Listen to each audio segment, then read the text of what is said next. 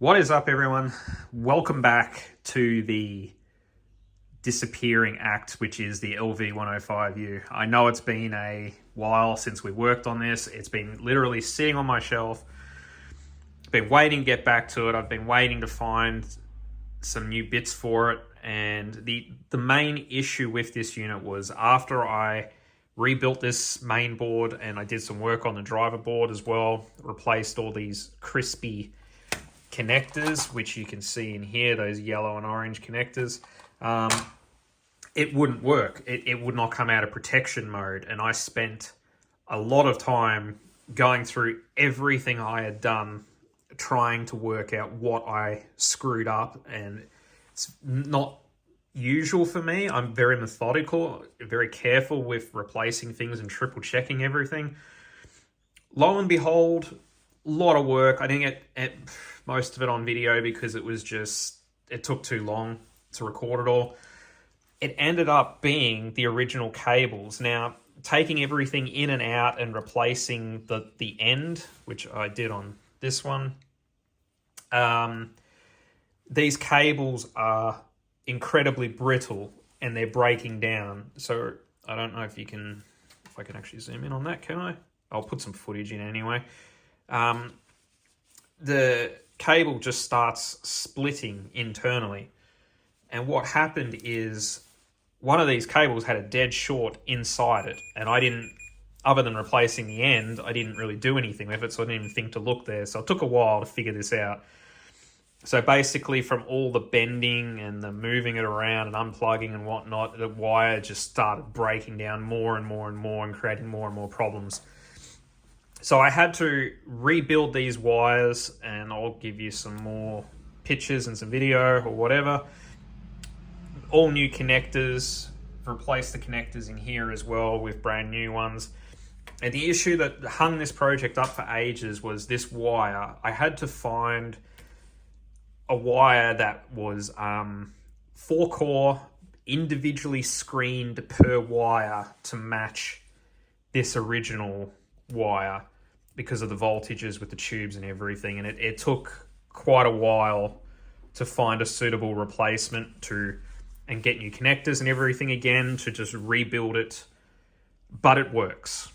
So I will throw in some video of like working on this driver board and the tube section, which is all done and tested. I've fixed up a few bad solder joins because I've been messing around with this too much and the traces are getting weak. Anyway, we're going to keep this going. It does work now. I'm confident to keep plodding along with this project. So we're going to move on to the input board and the phono section. We're going to do that. We're going to do the tone control section. We're going to get this project finished. I hope. Let's get started.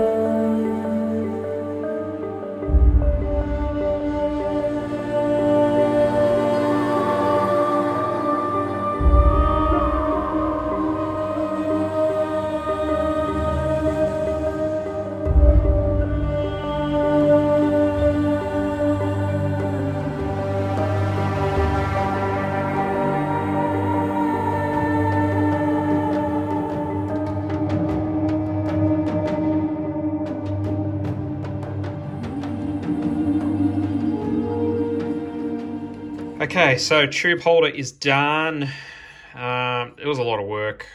it always amazes me how much cutting you got to do to get these damn tubes to fit. So it's not the most perfect job, but there's enough clearance. They're not touching. Yeah, and they slot in really nicely. I had to epoxy the bottom clips because they basically shatter as soon as you try to remove the board from this holder. So they're repaired and epoxied and got a bit more strength, so they'll hold up nicely. I've done this on the 103 and it hasn't broken since, and it takes the heat really well, this epoxy, so happy with that. I also had to repair these headers. I know they had nice clean solder joints on them and everything was looking good, but the track started to lift when I was playing with the header. So that was no bueno. There's just too much heat in this area. It doesn't take any prisoners at all if you start screwing with it. As soon as you start unsoldering things, it just starts breaking and lifting tracks. So I've scraped back the traces and extended the solder joints and tried to beef them up a little bit to give it a bit more strength. These wire extensions, I didn't really need to do that to reconnect them. It was actually done to try and give this header some strength and some serious metal to hold on to so it doesn't flex and get knocked around when we're mounting it back in the chassis onto the driver board. So yeah, they're nice and solid now. This tube holder I'm considering done. There are a couple of capacitors, or 4 capacitors that are in here, which are a little bit hard to see. They're silver micas. I wanted to change them, but they're like $7 a capacitor, so we're not doing that. Yeah, all right, let's finish up the driver board.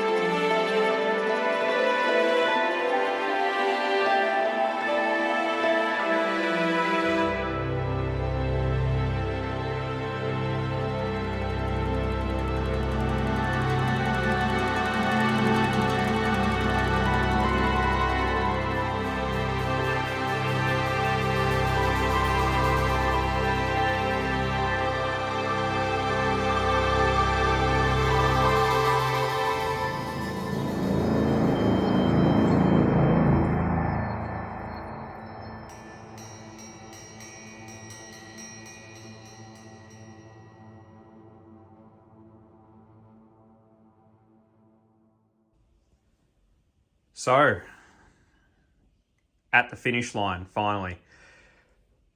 The Amplifier collection is growing.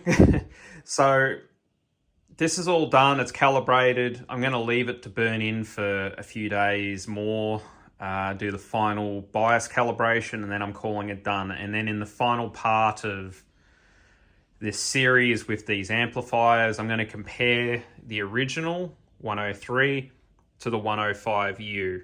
Now, they're basically, even though one's a 103 and one's a 105, they're actually basically the same units.